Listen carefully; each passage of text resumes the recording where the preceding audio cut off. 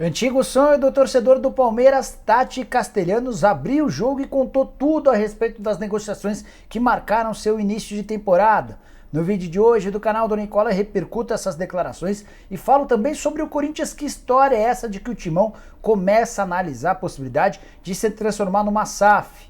Tem ainda informações sobre Santos, Cruzeiro, São Paulo, Atlético Paranaense, CBF, bastidores e muito mais. Você nem pense em sair daí sem antes ficar super bem informado. Bom, deixa eu só, antes de começar a passar as informações, me apresentar. Sou jornalista esportivo, me chamo Jorge Nicola e tenho a missão de deixar você super por dentro de tudo que está rolando no mundo da bola. Transferências, mercado, bastidores e muito mais. Para não perder nada, é só apertar esse botãozinho vermelho de inscreva-se, ativa também as notificações, beleza? Bora contar que todo esse conteúdo é um oferecimento de Betano, a casa de apostas esportivas que é a patrocinadora master de Fluminense e Atlético Mineiro. Na Betano, especialmente no fim de semana, você tem ótimas chances de se dar muito bem. Separei o jogo do Flamengo contra o Vasco marcado para domingo. Semifinal do Campeonato Carioca, o Fla joga com a vantagem de ter vencido por 1-0. E as cotações da Betano são bem legais. Vitória do Flamengo pagando R$ 1,37, o empate paga R$ 4,60 e se o Vasco vencer no tempo normal, independentemente do placar, você embolsa R$ 8,00.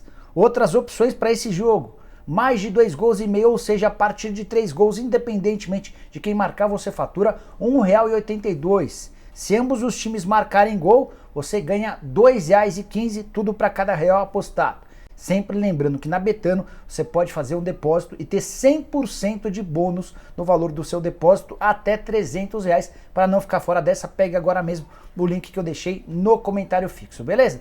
Bora começar o vídeo com o tradicional giro de notícias e para contar para você que o São Paulo tem recebido muitas propostas por seus funcionários. Alex e Muricy Ramalho foram cobiçados nos últimos tempos pela CBF. O Alex, que é técnico do Sub-20, recebeu uma proposta para comandar a seleção brasileira da mesma categoria. Ele ocuparia a vaga do André Jardine, outro ex-funcionário do São Paulo, mas o Alex preferiu continuar no tricolor. Alex, que também teve uma oferta do Avaí para jogar ou para comandar o time na Série A. Já Muricy Ramalho teve 3 ofertas em momentos diferentes para ser uma espécie de coordenador técnico da CBF, exercer exatamente a mesma função que ele tem no São Paulo. Todas as ofertas pelo Alex e pelo Muricy foram recusadas. Seguindo com o giro de notícias, contar que Luiz Castro, novo técnico do Botafogo, se despediu com o título do Catar. Nessa sexta-feira, o time dele, o Al-Duhail, enfiou 5-1 no Al-Garrafa na final da Copa do Emir. O português deixa o Al-Duhail pela porta da frente e vai agora, a partir desse sábado, comandar o Botafogo. Quero falar também que o Pablo, que acabou de chegar no Flamengo, já teve uma péssima notícia. Ele teve uma dividida no treino dessa quinta-feira, houve um exame e constatou-se um trauma no joelho. Esse trauma acabou causando uma lesão no ligamento do joelho direito e o período de recuperação pode durar de 1 a 2 meses. O cara nem bem estreou e vai demorar um tempinho para jogar. Bora contar também que o Palmeiras se gabou de não ter perdido nenhum clássico nessa temporada. Vitórias em sequência contra Corinthians, Santos e São Paulo. Só que, tenho que defender o meu lado, o Palmeiras já havia perdido na pré-temporada de 2022 para a minha Portuguesa, 2-1 no Allianz Parque. Os gols do jogo: o Anderson Ligeiro e o Luan marcaram para a Portuguesa. O Luan é jogador do Palmeiras. O Verdão descontou com o Gabriel Veron. Então, se o assunto é clássico, o Palmeiras está invicto a 3 jogos. É o primeiro clássico da temporada. Terminou com derrota para a Luz. Perdoem-me pelo clubismo. Seguindo por aqui, bora contar que um anúncio que a Ferroviária vai anunciar na próxima semana a venda de suas ações ou das ações do Saul Klein para o Grupo Estrela Galícia. Eu já havia contado com exclusividade essa informação para vocês, negócio na casa dos R$30 milhões por 92% das ações. Só houve a espera pelo fim do Campeonato Paulista para que houvesse esse comunicado de que a Ferroviária tem um novo dono. Para completar, bora falar que os brasileiros Luiz Felipe, zagueiro, e João Pedro, atacante, foram convocados nessa sexta-feira para a seleção italiana, primeira presença da dupla, e eles vão reforçar a Itália para 2 jogos extremamente importantes. No dia 24 de março, a Itália pega a Macedônia do Norte. Vencendo, ela segue na briga por vaga no Mundial de Clubes, ou no Mundial de Clubes não, na Copa do Mundo.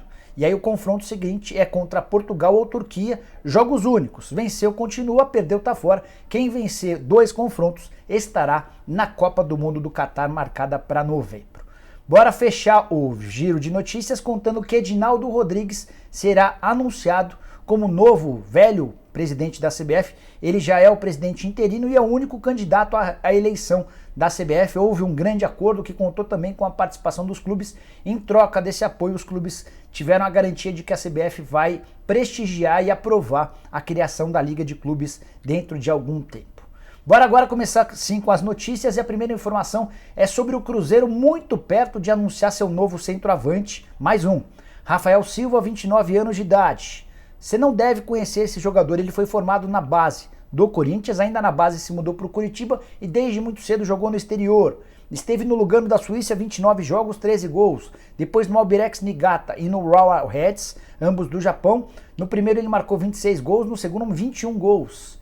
E depois ele acabou se mudando para o Wuhan Zhao, time da China, da mesma cidade onde toda a pandemia começou. Por lá foram 43 jogos e 32 gols. Pois bem, esse centroavante de 29 anos de idade, que estava desempregado depois de conseguir a rescisão do contrato com o time chinês, já está em Belo Horizonte ao lado do empresário dele, acertando os últimos detalhes de um contrato até o fim da temporada. Será mais uma opção para o Pesolano em relação ao camisa 9. O Edu segue como titular, mas o Rafael Silva chega para ser uma sombra para o ex-centroavante do Brusque. Quero falar agora sobre o pacotão de reforços no Santos.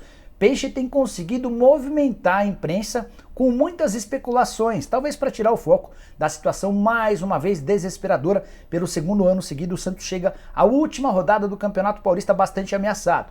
O que os dirigentes do Santos fazem? Soltam um monte de especulação envolvendo atletas e aí ninguém fala sobre o risco de rebaixamento. O Santos cai. Se perder no fim de semana, no sábado, para o Água Santa em casa, e se a Ponte Preta vencer, o Ituano também como mandante. Sobre os reforços, o Alisson é esperado na próxima semana, volante bastante conhecido do torcedor do Peixe, negócio bastante avançado. Santos também tinha a intenção de contratar um Almendra, volante do Boca Juniors. Esse está praticamente descartado, o Boca quer vendê-lo ou quer um empréstimo com obrigação de compra. Já Byron Castillo, lateral direito indicado pelo Fabian Bustos, pertence ao Barcelona de Guayaquil. O Barcelona quer 3,5 milhões de dólares. O Santos sugere uma proposta de 2,7 milhões ou 13,5 milhões de reais. Como é que o Santos vai ter 13,5 milhões de reais para investir num lateral direito em meio a tantas carências do elenco? Enfim, não consigo entender os movimentos feitos pelo Santos nos últimos tempos, haja vista a dificuldade para acertar essas contratações que o Santos vive brigando contra o rebaixamento. E último, contar que Brian Angulo, nunca havia ouvido falar, atacante de 26 anos de idade, equatoriano, pertence ao Cruz Azul. Tem contrato com o time mexicano só até a metade do ano, já pediu para ser liberado pelo Cruz Azul para se acertar com o Peixe, foi oferecido ao Santos, teve seu nome avaliado, os caras gostaram e deve ser anunciado muito em breve. Angulo, 26 anos de idade. Admito que nunca vi jogar, vamos ver o que esperar desse centroavante equatoriano. Bora falar agora sobre o Vasco da Gama. E o possível novo dono do Vasco da Gama chegou ao Rio de Janeiro na quinta-feira e nessa sexta-feira falou grosso. Em entrevista ao canal oficial do clube, o Josh Vander, que é um dos sócios da 777 Partners, prometeu acabar com a diferença financeira entre Flamengo e Vasco da Gama. Dá uma olhada na declaração. Abre aspas. Uma coisa eu posso prometer. Essa será a última vez na história que o Vasco entrará em campo em desvantagem financeira contra eles, no caso o Flamengo. Vale lembrar que no domingo tem um confronto de semifinal e hoje há um abismo financeiro entre Flamengo e Vasco. O Flamengo faturando cerca de R$1 bilhão por ano. O Vasco nunca conseguiu ultrapassar a marca dos 300 milhões de reais e a presença mais uma vez na Série B só amplia essa distância. Me chama muita atenção a promessa feita pelo Josh Vander, porque ainda que eles não se enfrentem mais nessa temporada, será que em um ano o Vasco vai conseguir se aproximar desse 1 bilhão de receitas? A 777 Partners vai colocar tanto dinheiro assim no clube? De qualquer forma, para os ouvidos do torcedor vascaíno isso soa como música. Time que vive enormes dificuldades financeiras, péssimos times nos últimos anos, sempre briga contra o rebaixamento, é tudo que o torcedor do Vasco gostaria de ouvir nesse momento. Só para contar que entre as atividades dos sócios da 777 Partners, teve visita no CT, conversa com os atletas e visita ao prefeito do Rio de Janeiro, tudo para debater a respeito da reforma e ampliação de São Januário. Os planos do pessoal desse grupo americano são bastante interessantes, torço para que dê certo. Bora falar agora sobre SAF no Corinthians. Será que o Timão pode se transformar numa sociedade anônima do futebol? O assunto foi debatido nessa quinta-feira por Juca Kfouri. Na sua coluna do UOL, o Juca disse que dentro do Corinthians já começou um movimento para que esse processo pudesse ser melhor avaliado e, enfim, quem sabe até aprovado. Fui ouvir 3 fontes diferentes do Corinthians para saber se existe alguma possibilidade real de o Corinthians abrir mão de ser uma associação e acabar sendo vendido para um grupo brasileiro ou de investimento internacional. Antes de trazer a resposta, só contextualizar ou lembrar de uma entrevista que eu fiz com o Pedro Mesquita. O Pedro Mesquita é o diretor da XP, o cara que foi responsável pelas negociações do Botafogo e do Cruzeiro. E o Pedro conversou com inúmeros grupos de investidores internacionais. Chegou a me contar que o Corinthians foi sempre o mais procurado por todos esses grupos. Ainda que o Pedro levasse a sugestão do Botafogo e do Cruzeiro, vários desses grupos perguntaram: e o Corinthians? Será que dá para conversar? Se for Corinthians, a gente tem interesse. Mas o Pedro até chegou a ligar pro Duílio Monteiro Alves e ouviu do presidente alvinegro que não haveria possibilidade. Pois bem, conversei com essas 3 fontes do Corinthians nessa sexta-feira para ver se havia tido alguma mudança. E não tem absolutamente nada. É impossível hoje que o Corinthians consiga, dentro do Conselho Deliberativo, a aprovação para se tornar uma sociedade anônima do futebol. Vou repetir, hoje é impossível. Primeiro porque os atuais dirigentes são absolutamente contrários à ideia. Depois porque quase ninguém dentro do Conselho Deliberativo gosta dessa pauta. Talvez somente entre os sócios houvesse a aprovação. Dessa maneira, o Corinthians vai aguardar cenas dos próximos capítulos, quer entender como é que os times que já viraram SAF vão se sair para debater esse assunto daqui muito e muito tempo, 3, 4, 5 anos, enfim, é um tema completamente fora da realidade do Parque São Jorge. Se você, corintiano, se animou com essa ideia, saiba que a chance é mínima, para não dizer zero, nesse momento. Bom, bora falar agora sobre naming rights no Atlético Paranaense. O Furacão está bem perto de vender o nome da Arena da Baixada. Aí você vai falar, mas Nicola, alguns anos atrás já não houve isso? Sim, em outros tempos o Atlético teve por 3 anos o seu nome do seu estádio chamado de Kyocera Arena. Pois nesse momento, com a Arena da Baixada reformada, palco de Copa do Mundo, toda coberta, um dos estádios mais bonitos do Brasil, o Atlético se aproximou de um acordo com a Copel Telecom, empresa que acabou de ser contratada por um grupo de Bordeaux, investimento de 2,5 bilhões de reais para a aquisição dessa empresa. Só que essa empresa vai mudar de nome e a partir da mudança do nome é que a gente deve ter o avanço nas tratativas, mais do que nas tratativas, na oficialização desse acordo da Copel adquirindo os name rights da da Arena da Baixada. É importante contar que a Copel já é patrocinadora do Atlético Paranaense, até por isso a gente vê no Twitter do Atlético um questionamento ao torcedor se você prefere que seja Flui Telecom, o nome da empresa, ou Liga Telecom.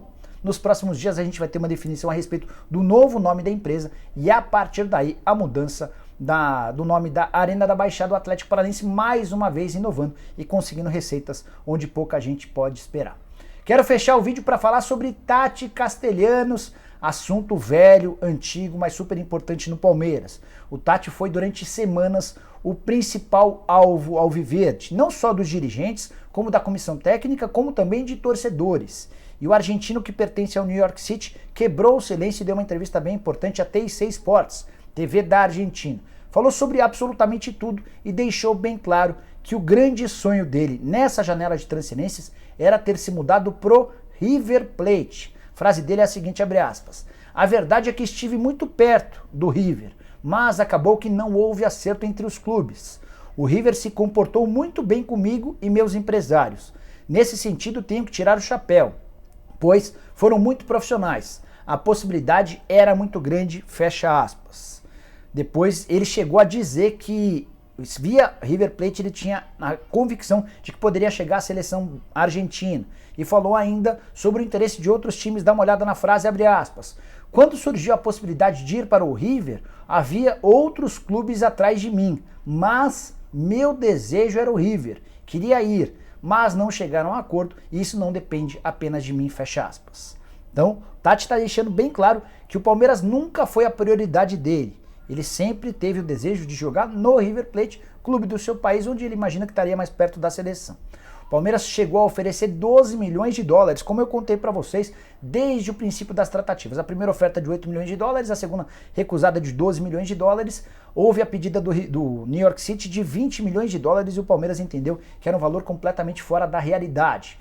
teve bastante gente cravando nas redes sociais que o Palmeiras tinha um acordo com o New York City, que anunciaria nas próximas horas, que os empresários dele estavam dando esperança, e eu esclareci para vocês durante todo o período que a distância era enorme. Enfim, Tati Castelhanos é assunto encerrado, não vai jogar no Verdão. Palmeiras segue em busca de um centroavante, mas sem tanto ânimo assim. Verdão só vai contratar alguém se esse cara não tiver uma idade muito avançada, tiver bastante futuro, a ideia é que ele seja bastante promissor e possa render em campo e depois numa futura negociação. Quem seria o 9 ideal para o Palmeiras? Use o espaço para comentários, não esquece de deixar like, de se inscrever, aquela coisa toda. A gente se vê daqui a pouquinho a partir das 7 no programa do Nicola. Abraço, tchau!